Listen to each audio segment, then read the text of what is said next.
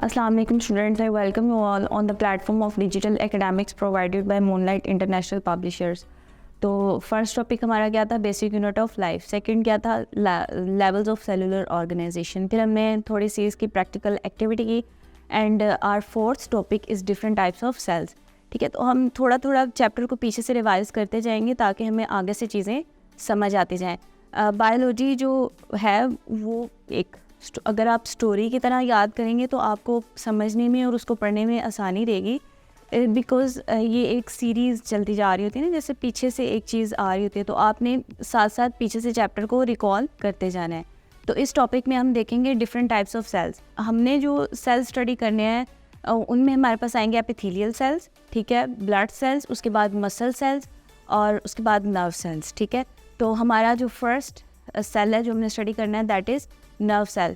Nerve cell के अंदर हम देखते हैं नर्व सेल्स का मतलब कहाँ पे होते हैं, तो हमारी बॉडी के अंदर ये ब्रेन में होते हैं, ठीक है, और भी डिफरेंट पार्ट्स के अंदर होते हैं। इनका काम क्या होता है कि ये इंफॉर्मेशन को रिसीव भी करते हैं और आगे सेंड भी करते हैं। मतलब अगर आप देखें कि आपको कोई गर्म चीज़ टच कर जाती है तो आप क्या करते हैं, फ़ौरन उस पर रिएक्ट करते हैं ना, अपना हाथ फ़ौरन पीछे खींच लेते हैं। तो वो कैसे आप रिएक्शन देते हैं, क्योंकि जो चीज़ आपको टच की, आपको पता लगा कि ये गर्म है, तो वो नर्व सेल्स से जिन्होंने हाथ से इंफॉर्मेशन आपके ब्रेन सेल्स तक पहुंचाई। ठीक है, फिर आप फ़ौरन हाथ को पीछे करते हैं तो वो ब्रेन आपको एक्टिवेट कराता है कि आप अपने मसल सेल, हाथ के अंदर कौन से होते हैं, मसल सेल्स होते हैं, तो वो मसल सेल्स को मैसेज सेंड करता है कि हाथ को पीछे खींच लिया जाता है उस वजह से। ठीक है, तो इसी तरह जो नर्व सेल्स होते हैं, अगर हम उनके स्ट्रक्चर को देखते हैं तो नर्व सेल के स्ट्रक्चर में भी हर सेल के स्ट्रक्चर में क्या होता है, एक सेंटर में न्यूक्लियस होता है। न्यूक्लियस नहीं होगा तो किसी सेल को पता ही नहीं चलेगा उसने क्या करना है। ठीक है, तो न्यूक्लियस उसका जो है वो बेसिक इंफॉर्मेशनल यूनिट होता है। ठीक है, तो एक सेल के अंदर सेंटर में न्यूक्लियस होता है नर्व सेल के अंदर, उसके बाहर जो बाउंड्री है वहाँ पे डेंड्रॉइड्स पाए जाते हैं। डेंड्रॉइड्स क्या करते हैं, इन्फॉर्मेशन को रिसीव करते हैं। ठीक है, फिर उसके बाद इसमें माइलिनेटेड शीट होती है और नेक्स्ट पे जो इसकी आप ब्रांचेस देख रहे हैं वो एक्सॉन सेल्स होते हैं। एक्सॉन सेल्स क्या करते हैं, इन्फॉर्मेशन को आगे नेक्स्ट सेल के पास ट्रांसमिट करते हैं। ठीक है, उसके बाद अगला सेल हमारा जो है वो मसल सेल है। मसल सेल क्या करते हैं, हमारी बॉडी के डिफरेंट बॉडी पार्ट्स को कवर करते हैं। फॉर एग्जांपल लंग्स हैं, ठीक है, तो लंग्स के बाहर मसल है। ठीक है, आपकी स्किन है, स्किन के नीचे क्या है, ये मसल सेल्स हैं। बाइसेप्स, ट्राइसेप्स, ये मसल सेल्स होते हैं। ठीक है, तो इनका पहला काम क्या होता है कि ये बॉडी को प्रोटेक्ट करते हैं।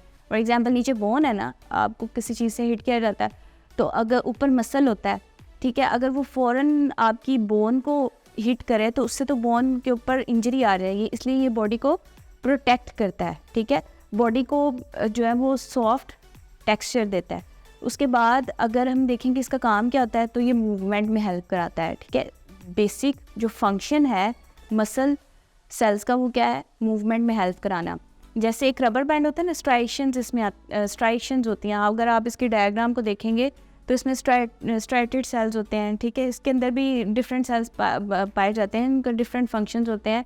माइलिन शीट होती है, तो इसका काम क्या है कि ये रिलैक्स कराता है और मतलब आपने मूव करना है, अगर अपने मसल्स को मूव कराना है, अपने डिफरेंट बॉडी पार्ट्स को मूव कराना है तो मसल सेल्स स्ट्रेच और रिलैक्स करने में हेल्प करते हैं। नेक्स्ट हमारे पास आते हैं एपिथेलियल सेल्स।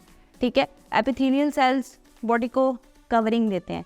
ठीक है, पिछले लेक्चर्स के अंदर हमने क्या पढ़ा था, प्लांट के ऊपर जो डर्मल टिश्यूज़ होते हैं वो एपिथेलियल डर्मल टिश्यूज़ होते हैं। इसी तरह जो ह्यूमन है या इंसेक्ट्स हैं उनकी जो है सबसे आउटर लेयर होती है उसको क्या कहते हैं, एपिडर्मिस।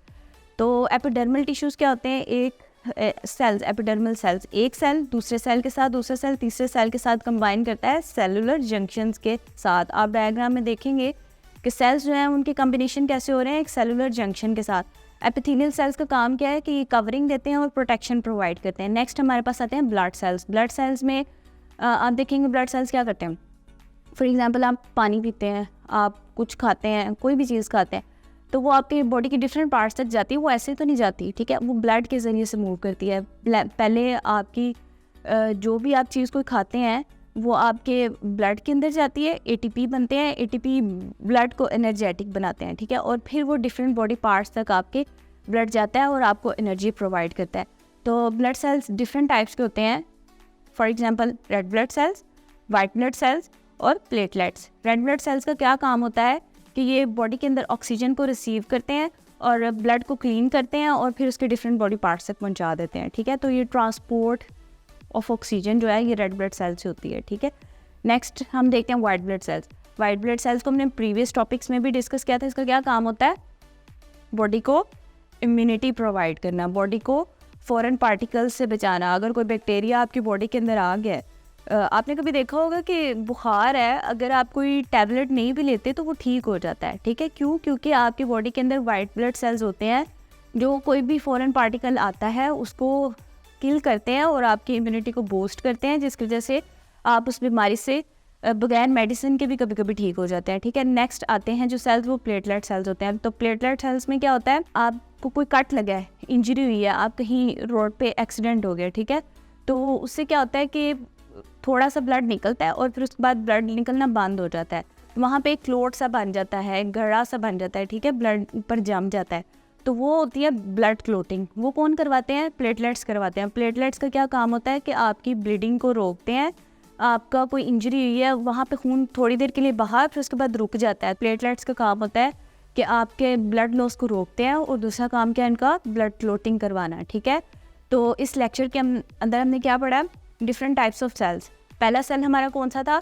Nerve cells. दूसरे सेल्स हमारे कौन से थे? Muscle cells. Third cell epithelial cells and the next is कौन से सेल्स थे? ब्लड सेल्स, ठीक है। तो आपने इसी तरह आपने लेक्चर को रिकॉल करके तो फिर इस वीडियो को बंद करना है। स्टे ब्लेस्ड, अल्लाह हाफिज़।